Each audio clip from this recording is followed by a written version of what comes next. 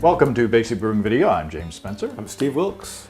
It's a tale of three stouts today. Oh no, that sounds scary. We are going to do we're going to evaluate a split batch stout experiment. Okay. That I've done. We have the control here, and do you want to go ahead and open that? Sure. And pour us our first sample so we can taste our control. Got the Basic Brewing bottle opener there, which is available on our store. You want to put it on there and hear a little click, calibrate it on there. Calibrate it, and then give it a pop, and you're good to go. There it goes. Easy greasy. That's right. As opposed to easy peasy, which was last time. That was my football name. Easy greasy. So what we have here is a control which was fermented with Saf Ale US-05. So this is just a straight ahead stout? Right, and that's from a previous batch. And maybe we should just calibrate here. Jeez, I'm going to calibrate my palate. There you go.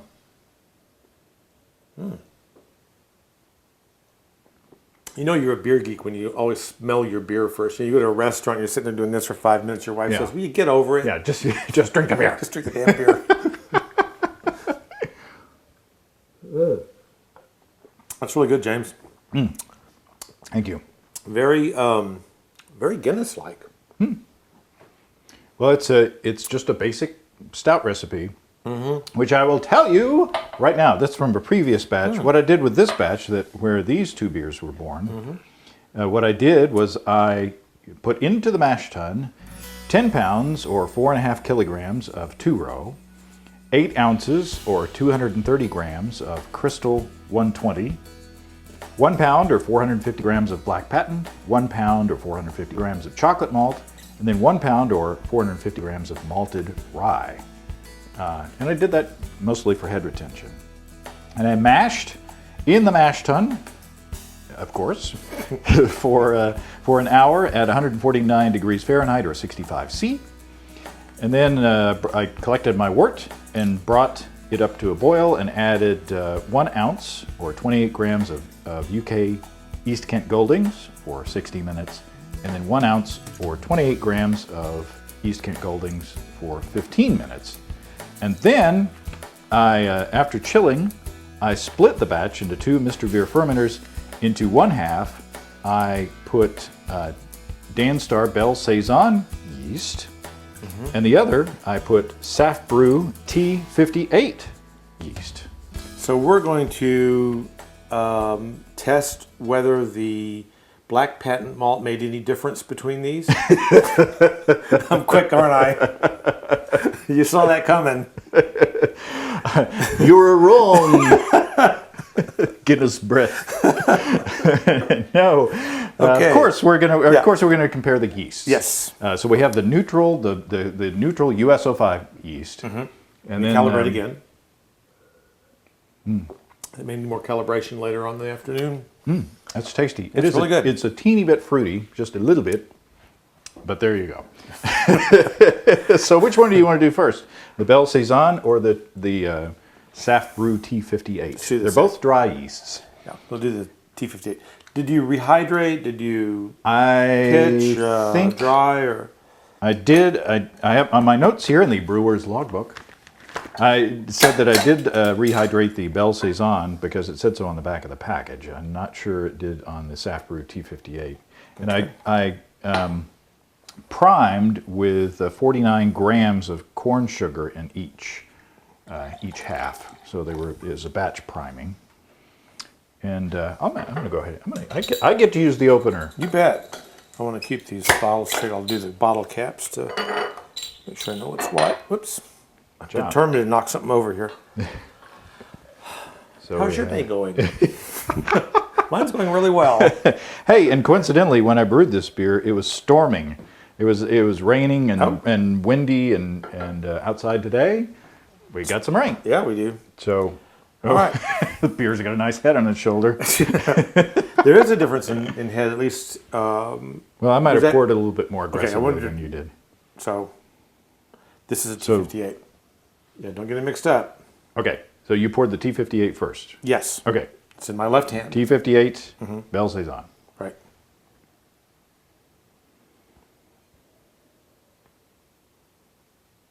I get a big difference in the bouquet. What are you smelling? Old socks, New socks. new socks. This is just fruitier. It's got a kind of a fruity thing going. Now, on the website for the manufacturer, the T58 is said to be, what was it, spicy Spicy. and estery? Okay.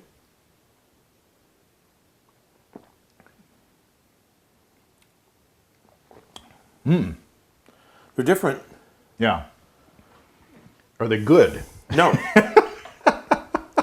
Actually, they are good, but boy, the yeast really makes a difference. Yeah.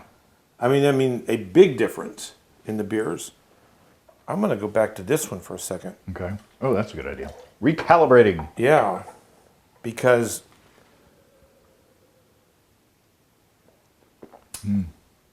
that's a stout. The roastiness really comes through with that Yeah. one. Okay. It's kind of creamy. Yep. So here's the The T58. All right. It has kind of a phenolic.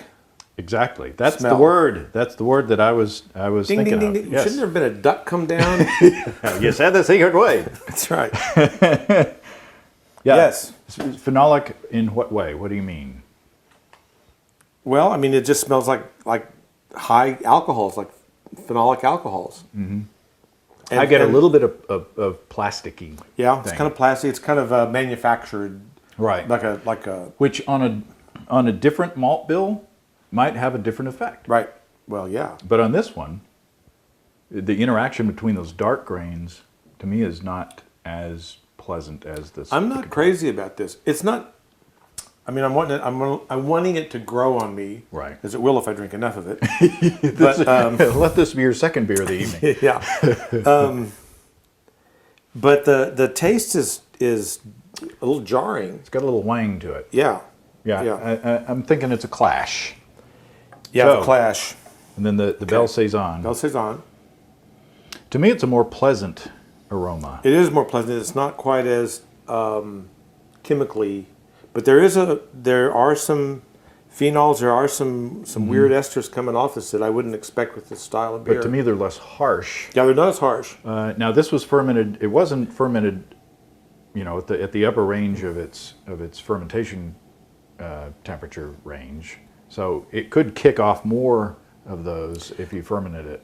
Warmer. This the T58 smells like chemicals. I mean, it smells like peat in thinner. this particular in beer. this particular beer. Yeah, We've used it in the past, and we've been happy. Oh, yeah. With the pairing. This one like smells- in wheat beers or more the Sure. sort of traditional Belgian stuff. In this one in the Belle Saison, this smells like fruit. Mm-hmm. The esters it's very fruity. It's like strawberries and kiwi, and I get a lot of. It's not unpleasant, but it's very pronounced. And it masks the roasty character. Whereas the neutral yeast, the USO5, which is used when you don't want a yeast character, mostly you want hops to come through. Yeah. The malt bill comes through. In this one, I think it's a better pairing than the T58. I think it's more interesting than the Control. Which do you like better? I like the Control better. I like the straight ahead as far as what I would prefer to drink. This isn't bad though. I mean, this is real interesting, and I would perhaps play with the Saison yeast and the dark malts Yeah. some more. I'm not sure that this recipe is exactly what I would dial into, but this has some real possibilities. I'm not crazy about the T58 at all. Right. It's just the wrong yeast for this grain bill. Your mileage may vary. Yeah, sure. I mean, everybody's palate's going to be different. Don't let this discourage you from doing this exact experiment yourself. Yeah, it won't hurt a thing. It's just really interesting, frankly, how different these yeasts, how they affect this beer. You kind of forget about it. I kind of brew with 2 or 3 yeasts that I use for most everything, and I'm pretty traditional about my choice of yeasts, with styles. So it's real interesting to kind of get outside the box a little bit and see Yeah. what works and doesn't, and why. And which is the great reason to use either a small batch or brew a big batch and split it into 2 or 3 or 5 or whatever, and try the different yeasts with the different styles. Well, I do kind of like the Belle Saison version. Yeah, you're warming up to it. I'm warming up. And then the T58. It's not ringing my bell. No, there's a little that's aftertaste. pretty wild. There's a little aftertaste that. Kind of motor oil, something. Motor oil. Anyway, it's a fun thing to do. Yeah. And if you do this, or if you have used these yeasts with darker beers or other non-traditional yeasts with the stouts or darker beers, let us know. Either write us or write in the comments or on our Facebook page or whatever. Mm-hmm. Carrier pigeon. Send those to James. Morse code. Yeah. That's it. That's it. Cheers. Cheers. Happy brewing. Come and visit us on the web at basicbrewing.com. You can find archive lists of both our audio and video podcasts on home brewing. You can also find our DVDs, Extract Brewing and Partial Mashing, Stepping into All Grain, Low-Tech Lagering and Decoction Mashing, Introduction to Wine Kits, and our Basic Brewing Brewer's Logbook, where you can track and log up to 50 batches of beer. Drop us a line. We'd love to hear from you. Write to James at basicbrewing.com, Steve at basicbrewing.com, or just use the contact form on basicbrewing.com. It's like a pot roast with strawberry kiwi sauce. Wish I thought to say that.